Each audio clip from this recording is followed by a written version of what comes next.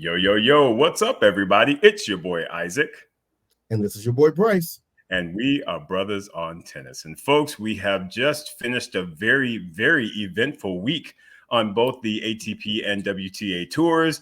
Bryce, we had, of course, Laver Cup going on. On the ladies' side, we had a 1,000 level tournament and really some good activity this past week, man. Give us your thoughts. How did you feel about this week's tennis? Well, for me, it was really all about the Laver Cup. Those other tournaments were like side events to me. Laver Cup, for the last, 5-6 years has been one of the most exciting events on the men's professional tour. So I was all about it. I was ready to see Roger there and see him talk to his people and all of that good stuff. And I've got plenty to say about the Laver Cup from this weekend.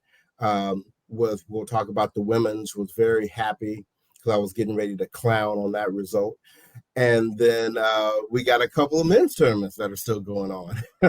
Right, that's right. Lots and lots of activity, my man. So yeah, let's jump in. So Laver Cup, man, how do you want to kick that one off? Well, there's been a lot of talk about Laver Cup.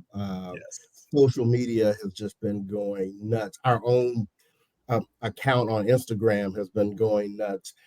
We had BOT fam member Linnell, who was actually there in Vancouver, giving us the on-site correspondence, killing it like she always does. So we were very appreciative of that. I guess for me, and there's several topics to discuss, but I guess the overall theme for me was the moment that I saw the final rosters for Team Europe and Team World.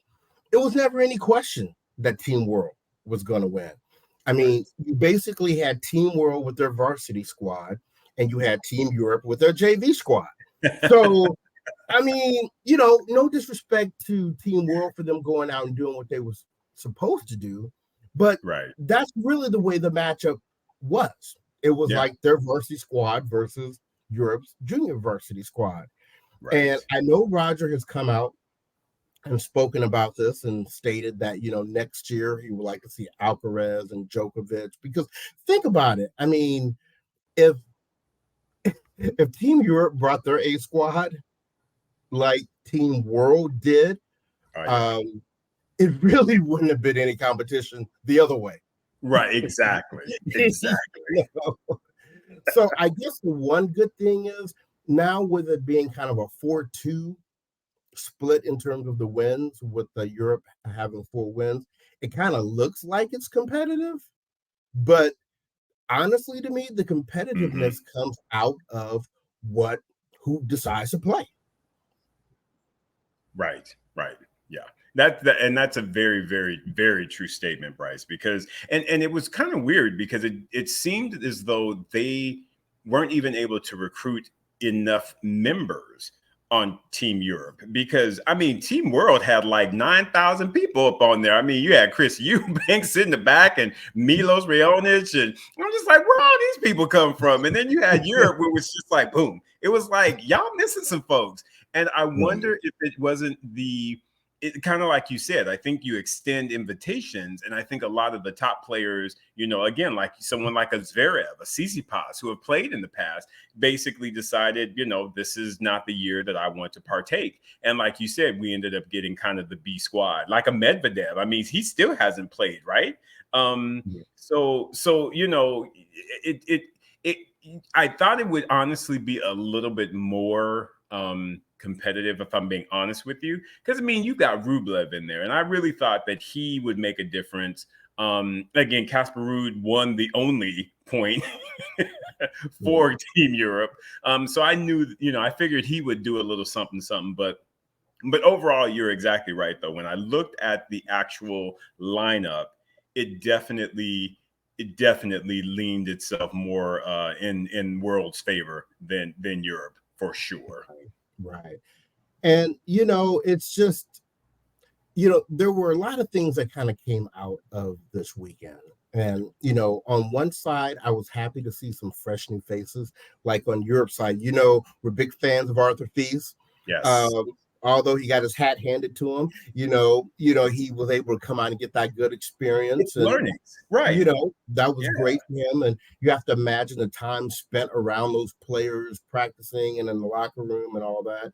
That had to be good for him. Davidovich Fokina, stepping out there and being there.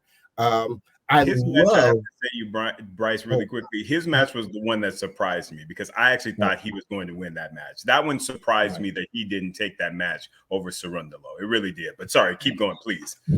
But no, I'm gonna stay on that. But just as you were surprised he didn't win it, that may end up being a confidence booster for Cerundolo going forward. Agreed. I think that was a match that Team World did not expect to win. Correct. I agree. And he brought that home. So that was really, really good. And we've been saying it for a while, Isaac. I mean, we have on both the men's and the women's side, U.S. tennis is strong right now. I mean, we may not have like the number one or the number two players in the world, but we deep in the top 20. Really, really deep. So, the other thing. Okay, so I see you're back.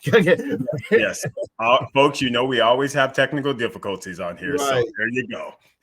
Okay, so did you catch everything that I just said there? I caught a good majority of it. Yes. Okay. So good to see. So I was happy to see the new faces, happy to see that we're so strong, with the U.S. on both the men's and the women's side. But I will tell you, I think a big moment this weekend was the Gael Monfils FAA match. And even before we go into the details of that, I think it's what was eye-opening, not only for clearly a lot of our followers, tennis people in general, and maybe even some of the players, apparently. The Laver Cup, all right? And this may have confused people a little bit because the ATP agreed to put it on the calendar so that it wouldn't get trumped by other tournaments. They agreed to allow the matchups, the head-to-heads to count, right? Yes. But it is not, and I'm communicating this for anybody who may have a misunderstanding here. It is not an official ATP event. Right. It falls in the category of an exhibition, right? Players are paid a certain amount. There are nobody's ranking is going to go up or down based upon what they did at the Laver Cup this weekend. And our good friend Andrew made a very good point.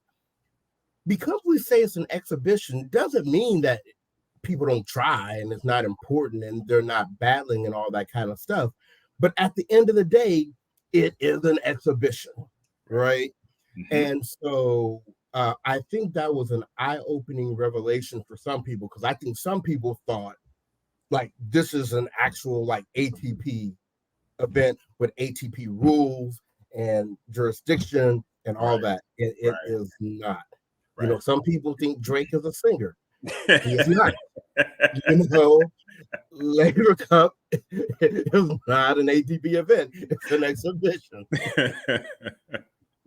Yes, that is a very, very good point to make and to make sure that folks are kind of on that same page, because you're exactly right. And I know that, again, like you said, there was a lot of comments, a lot of emotion that came out of that FAA Monfils match. And interesting to say the least. But you respect people for their perspectives and their standpoints, and that. But again, I don't know that anybody is really going to agree on what's right, what's wrong, because in truth there isn't really a right or a wrong. It's more about the opinion, and I know that, again, a lot of people had opinions on that. Exactly. And we're going to talk about this probably in much more detail on our IG, because I think that there are still even some misunderstanding about how Laver Cup works, that people are not getting. So, the media is characterizing this year's Laver Cup as a low wattage Laver Cup. You didn't have, like we rattled off. Team Europe, you didn't have Alcaraz, you didn't have Medvedev, you didn't have Djokovic, you didn't have Zverev, you didn't have Tsitsipas, you didn't have Rune. I mean, that's your top six. That's your top six right there. Right? Yeah. And without having any of those, it did lack a little bit of that spark when we've had the Rogers, and Nadals and stuff on the team. And I'm actually, to be a little honest with you, I'm a little scared for it for next year, because you have the Olympics next year. Oh, yes. Already added. So once again, to our point, when people's calendars start to get full, you know what gets booted off? Exhibitions. Exhibitions. Yeah, exactly. Right? That's Exhibitions get booted off. So I don't know. It may not be much different next year. I agree with you, Bryce. I think that a lot of people will have a lot of things to juggle as it relates to their calendar, and especially during that whole kind of summer window, if you will, because that's always a cramped window anyway. Once you start the French Open, and then it zooms right into Wimbledon, and then you got the summer hard court season, and then zooms to US Open, and now you got to fit, basically the Olympics in the middle of all of that. And there's a lot of, jostling, of the tournaments when that happens. And so, like you said, it will be very, very tight on some of the, non, ATP, WTA type of events. And again, Laver Cup is one of those events. Yeah, exactly. So we'll see, but yeah, they're gonna need to get their star power back, because, like you said, Bryce, I do feel like across the board, a lot of people may have lost a little bit of, because you know how we are. It's like Laver Cup was the thing that we looked forward to on the calendar, and I have to say, based on what I always expect out of the Laver Cup, I'm just being very honest with you. And it's not that it was bad, but it didn't deliver at that level that I expected to deliver. And that's the thing that they're going to have to deal with going into next year, like you said, with competing priorities as it relates to the Olympics and other tournaments. Right. But I'm going to tell you what, there were a couple of bright spots for me. I think Tiafoe played really well, especially when he needed to, because Tiafoe he hasn't had a horrible year, but it hasn't really built on what he did last year. Correct. So I felt like he played really strong, both in singles and in doubles for the Laver Cup. I think Ben Shelton continued to get more comfortable and introduce himself to some of the best players. Can we stay there for a minute, Bryce? Because I had a revelation, and it's always fun when you have a revelation. Remember how we would talk about, who's really going to be that top American, who's going to supplant, Taylor Fritz, because he's had that lock on that #1 American male player, and we've always been talking about, will it be Tiafoe, will it be Korda? I tell you what, Bryce, it's going to be Ben Shelton. Simply put, Ben Shelton is a show up brother. He is like, I live for this. I live for the spotlight. I love when it's on the line, I'm the one that you want to go to. And that, to me, is the makeup of a champion. That's that little extra, that X factor that people like Alcaraz have. You talk about Rune, but he's got that.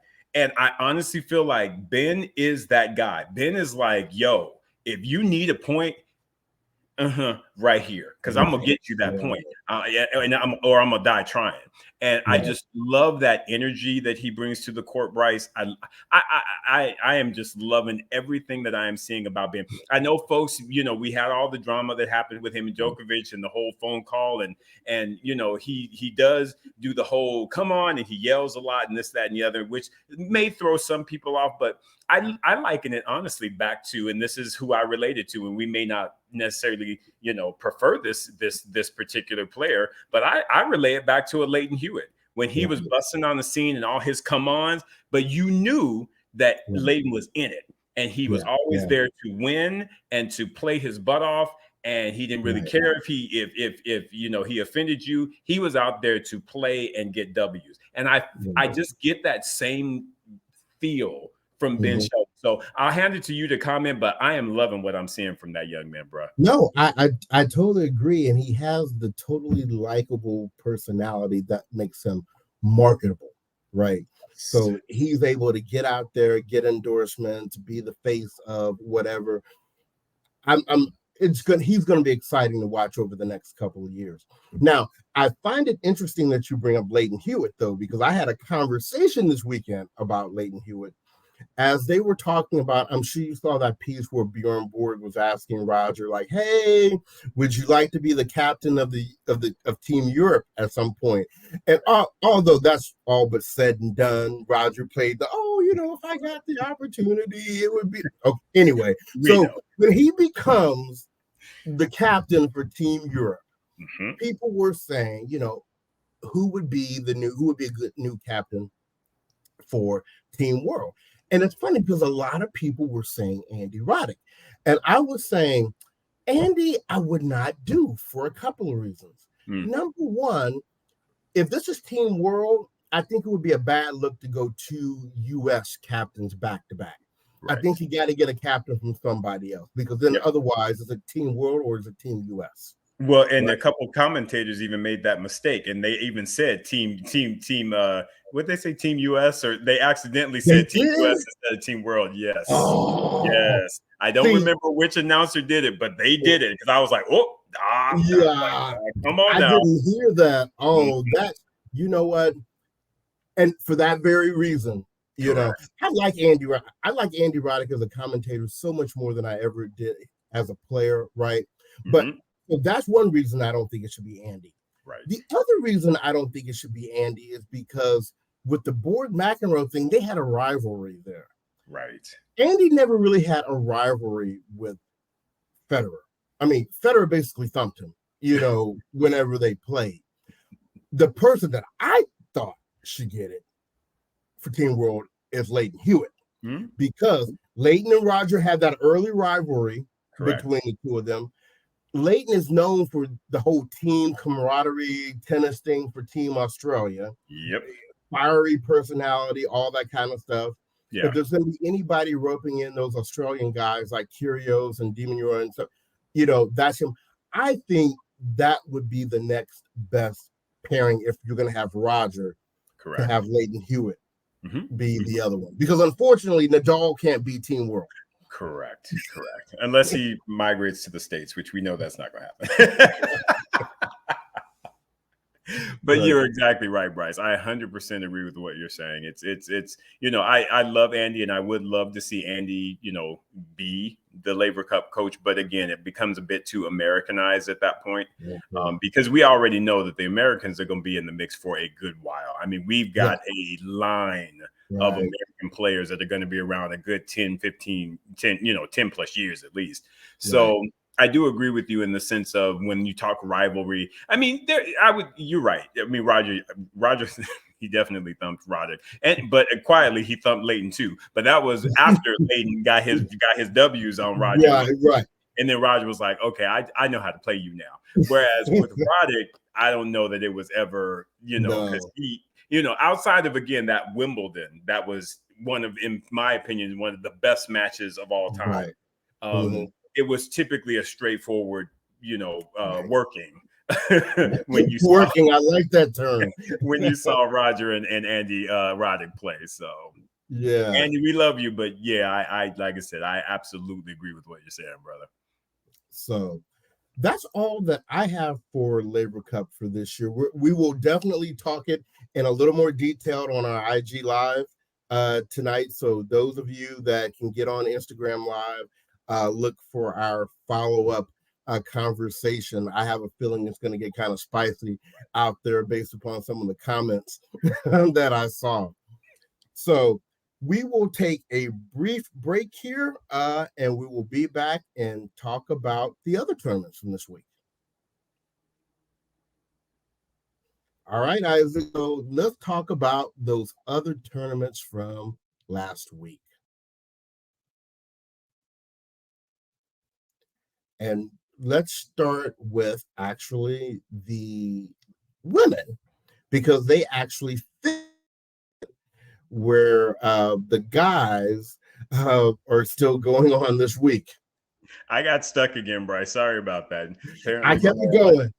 That's right.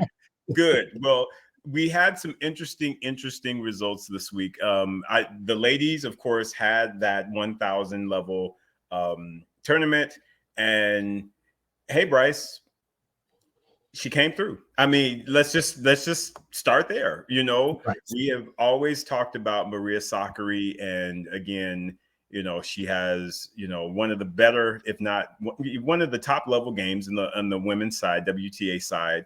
And it's just been about getting it together upstairs to produce the results. And she's unfortunately sort of been, you know, when she makes it to the quarters, semis, even when she gets to a final, there tends to be a little bit of a hiccup.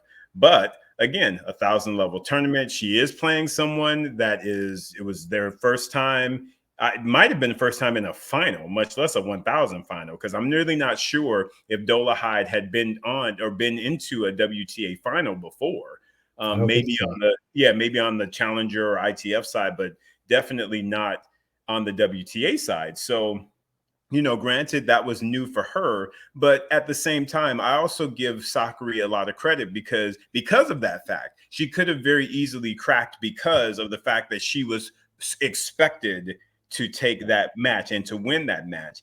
And Bryce, I have to say, man, she got out there and I watched the match. She played good tennis. She played controlled tennis. She stayed within herself. She to me played a very mature final and what we would expect from the Maria Sakkari of old, in my opinion. And I'm gonna tell you what, based upon like what you're saying, I was preparing myself to clown Maria Sakkari if she lost that final to Caroline Dolahide. Right. I mean, I don't care how well Dolahide was hitting that forehand or how well she was playing. If Sakkari did not win that match, I was going to talk about them so bad. Tom Hill was going to come after me like in those like Benny Hill sketches, like yeah, he would have been after me because I would have rode them. I'd be riding them still right now. I am so happy that they won. Yes. That match. and let's be clear, Bryce, she did not lose a set in that entire tournament. Now, mind you, like I said, she didn't have to play your top tier players because the top 4 players, so Iga, Rybakina, Sabalenka, Coco, Jessie Pegula. So they didn't have a lot of people, which was a little bit on the surprising side that you would have in a 1,000 level event and not have your top kind of 5 players there. But regardless, you get what you get. But you know, she worked her way through the draw. And I mean, again, she had, Storm Hunter, gave her a whole biscuit. What was impressive, she gave Camilla Giorgi 2 whole biscuits. And that to me that's, you know, because Camilla, she hit and miss, true enough. But to give her 2 whole biscuits, that's pretty impressive. And then that Arango, who was just having a whirlwind tournament, because I ain't heard her name at all. I hadn't even seen the young lady before. And, you know, she beat up on Taylor Townsend and a few other folks. You know, Maria Sakkari dealt with her in straight sets, got a hold of Caroline Garcia, gave her a bagel in the second set, was like, girl, don't get out of here. I got to make it to the final. I got plans, right? And then she got up in the final. And again, she played what I consider to be a very monitored, very controlled match against Caroline Dolahide. And again, 7-5, 6-3. taking a 1,000 level tournament. I was very, very impressed that she was able to hold her mental and get through that. And you never know with these kind of breakthrough wins what this might do for her going forward. This may have been the win she needed to now really start pulling some of these larger matches through against the top tier players. So shout out to Maria Sakkari, shout out to Tom Hill not having to come after me, and and shout out to Dolahide. I mean, that was a career week for her, Absolutely, Bryce. And she's someone that, again, I've been sort of waiting for that spark to hit, because I've seen her in lineups for probably the past 5 or 7 years, because she jumped on the scene very early. And again, I always thought she had a nice game, big serve, big kick serve, actually. And I just never saw the results from her. And so, they end up fading out. But it's nice to see that, she's trying to fade back in. And hopefully this result will get her, into more tournaments, and we can really start seeing her more, and she can really apply the game that at least I feel like she has. To me, she's a top 50 player for sure. Right. Yeah. So congratulations, ladies. Yes. So yeah, bro. We've also got, of course, the guys that are playing. So it's been a weird schedule, folks. So this is something that we don't typically have going on. It's typically Championship Sunday, and we talk about the results, and then we plan for the next week. Well, we've got 2 men's tournaments that actually are are they in the semifinal stage, Bryce, or maybe final? They're in the final. Yeah. So I know we've got exactly, I don't have the results in front of me, but I believe we've got Hachinoff and is it Nishioka in one of the finals? Yep. Nishioka, yeah. There we go. And you have Zverev against Safulin. Yeah, because I saw that Zverev took out Dimitrov. Right. So I was like, okay. So kind of weird in the sense that we, don't know the results of that one yet. But what are you thinking, Bryce, when you think about those 4 players and those 2 matchups? Who you think is going to lift up the crown and take them coins? Well, and before we even get to that, I want to shout out our guy, Karatsev, for having a good run to the semifinals. He took out Andy Murray. Yes, he did. In that run. So that was a very, very good run for him. We have to acknowledge those with him these days. But, as it relates to the finals, Hachinoff to me has obviously the bigger game and should be able to impose his will on Nishioka. Yeah. But if he's not on, Nishioka don't miss a whole lot of balls. He's got a little bit of offense himself. So I maybe go 60-40 because Hachinoff is just now kind of coming back. So I don't know if he's fully in his swing yet. So I give a 60-40 edge on him over Nishioka. Your thoughts? I'm with you there. I do have to say, though, that he took out Korda, which I thought was a pretty nice victory because Korda was playing some good tennis as well. So that tells me that Hachinoff's game is in pretty good shape. So I do expect him to really be able to handle up on Nishioka. But the other thing, though, is I just wonder, is it a hometown type thing? Because where are they playing at, and what's his nationality? Because I can't quite remember. I think Nishioka is Japanese. Oh, and okay. I think Chengdu is in China, right? Is in China. Okay, so then he won't have the home crowd per se. So I still honestly, I like you. I'm yeah. It would be kind of like if you were from Mississippi and you were playing in Alabama. Exactly. It's kind of like, we might adopt you for the day. So yeah, but I do feel like you said, I think Karen is, because he's been quiet of late, but Karen Hachinoff has actually had a very, very good year. I mean, he's had some really good results, and in my opinion, he should finish likely in the top 15 in the world, if I'm not mistaken. He should be pretty much. Yeah, go ahead. I don't know why I'm feeling like I'm missing his results. Then I feel like I haven't seen him It's kind of like, I don't know. It does feel like he's been a little bit absent, and I don't know if it's been due to injury or what. But I do know earlier in the year, though, he's had some really, really good results. Because remember, he actually had, he beat Rublev. I think he might have actually even beat Medvedev on one occasion. So he's had some pretty good results for the first part of the year, first half of the year. So I don't know why exactly he stepped away or what have you, but again, I know he had an injury thing. Who? I know he had an injury thing. Oh, an injury thing. That's okay. why he had to pull out of, was it the U.S. Open? I mean, like he didn't play the Open.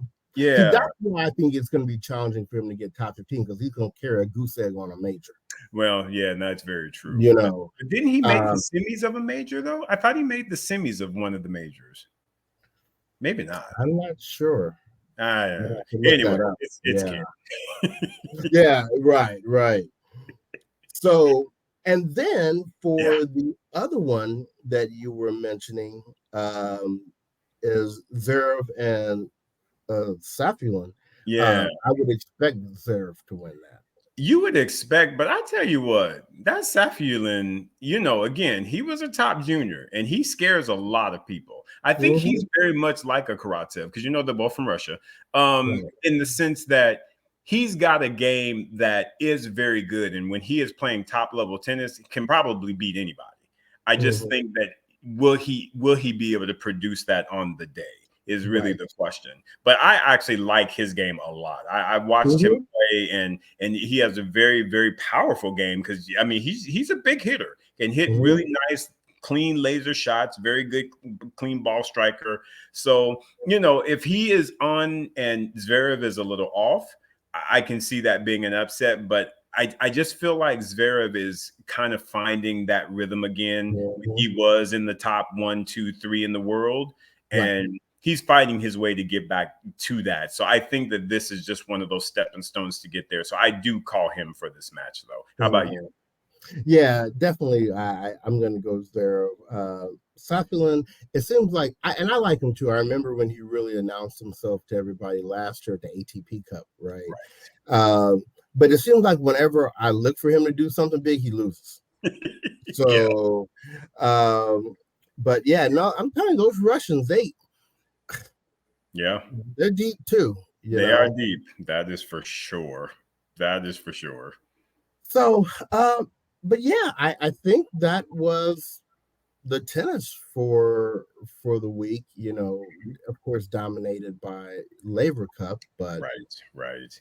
And there are a couple other tournaments that are coming up. I know that the ladies, I believe, have a 500 that Iga is playing at this week. Okay. And I'm trying to think what else is going on. There's like a tournament in, that's the Torrey Pan Pacific is the one that Iga is playing, and that's a 500. And then you've got the guys that are playing, I think it's a couple of 250s. They're playing Ningbo in Ningbo, China, I guess, and Astana, which I don't know where that is. But they've got a couple of tournaments. I know, right? I love it. Thank you for taking the credit, though. Yes, so lots of tennis coming up. Again, the schedule is a little bit weird given the whole middle of the week start and what have you, but I imagine as they roll into October, things will kind of get back to what we're used to, which is the Sunday finals. So right. Yeah. Well, good. Well, I guess we need to wrap it up and get ready for this this IG Live because I know there are going to be some opinions there. But so please check that out, you all. If you get an opportunity, go to our Instagram profile, Brothers on Tennis, and check out this IG Live from this week. It will be fun. I can almost guarantee it. Well, thank you everyone for listening. We'll be back next week to talk about the results of these tournaments we were just telling you about. We're going to recover a little bit from watching all this Laver Cup this weekend, and everyone be good and be safe. So on behalf of the podcast, this has been your boy Bryce. And this is your boy Isaac. And we are Brothers on Tennis. Everyone be well.